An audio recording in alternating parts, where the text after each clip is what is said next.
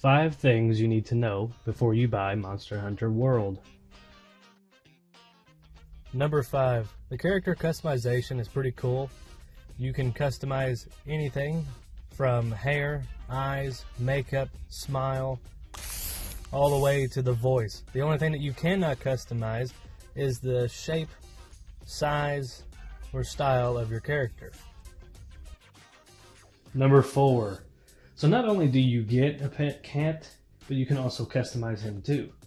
But you can also go to the canteen before you head out on an expedition or mission, grab something to eat there, and it will be prepared for you and your cat by other cats.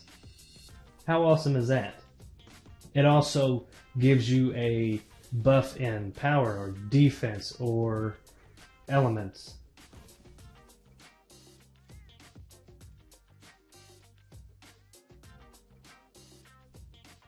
Number 3. So if you want to play with friends, and you got this game to play with friends, I'm sorry to break it to you, but it is not 100% multiplayer friendly. It's multiplayer friendly, but it's not multiplayer friendly. And what I mean by that is you cannot start the game with a friend from mission 1 and work your way up that way. Somebody always has to be at least a few levels ahead of the other person in order for the friends to play together. But if you're out and about on your own and you need help, the menus are a little confusing at first, but once you get the hang of it, it's very helpful because not only can you send an SOS flare out that way, but you can invite friends to the lobby that you are currently in. You can also find the crafting list, which will tell you if you have enough items to make a health potion, a mega potion, and so forth and so on. Number 2. So you get 14 different weapons ranging from a bow to a double-ended staff to my favorite, the switch axe, which is a sword that you can switch into an axe.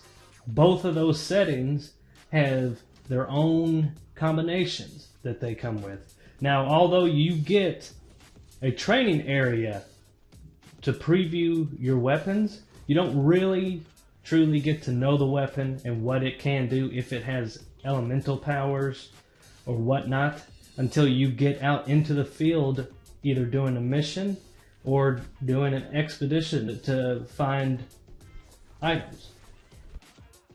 Number 1.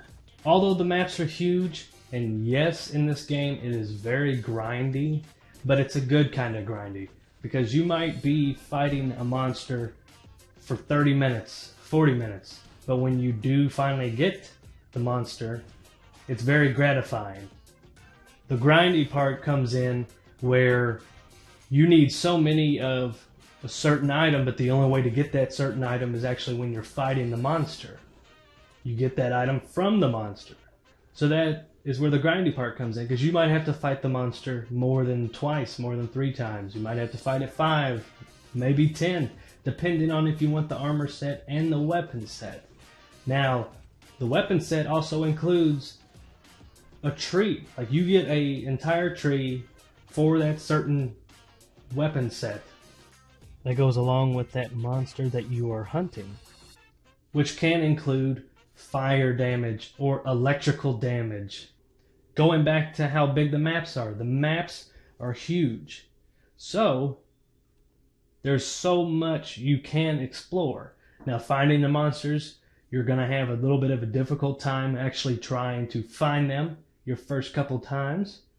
But once you figure it out, it's actually very simple. Once you find the first clue, your Kinsec bugs will light the second and the third and then the fourth until you get enough, and then you actually do find the monster.